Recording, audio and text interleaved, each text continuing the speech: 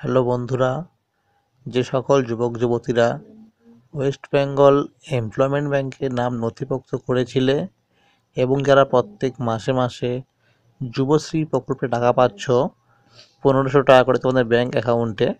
তো বন্ধুরা, তোমরা কিন্তু জানতে চেয়েছিলে যে জানুয়ারি মাসে টাকাটা তোমাদের অ্যাকাউন্টে কবে ক্রেডিট হবে।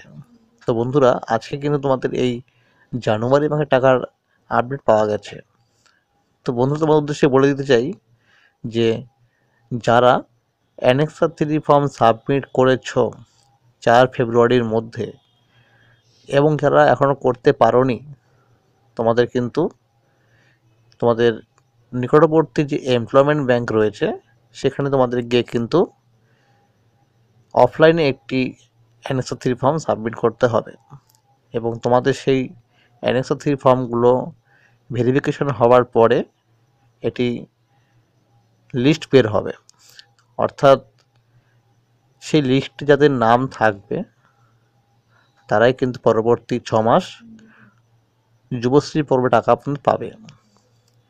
এবং আরও একটি লিস্ট বের হবে, সেটা হচ্ছে অবজেক্টিভ লিস্ট।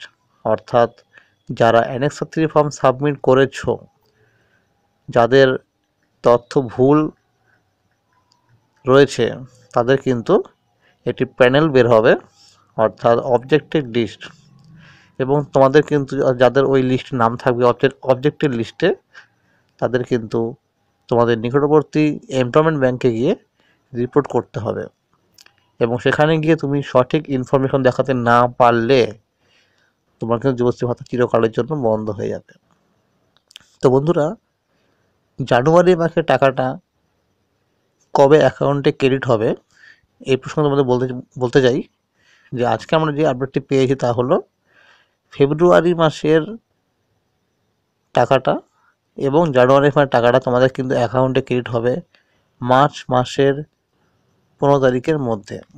হ্যাঁ বন্ধুরা, মার্চ মাসের 15 তারিখের মধ্যে তোমাদের জানুয়ারি মাসের টাকা এবং ফেব্রুয়ারি মাসের টাকাটা তোমাদের কিন্তু একসাথে অ্যাকাউন্টে ক্রেডিট হবে। অর্থাৎ দুদিন পর পর, হয়তো আজকে ঢুকলো জানুয়ারি মাসের টাকাটা, আবার দুদিন পর ঢুকলো ফেব্রুয়ারি মাসের টাকাটা। অর্থাৎ তোমরা কিন্তু 3000 টাকা তোমরা কিন্তু মার্চ মাসে পেয়ে যাবে 15 তারিখের মধ্যে।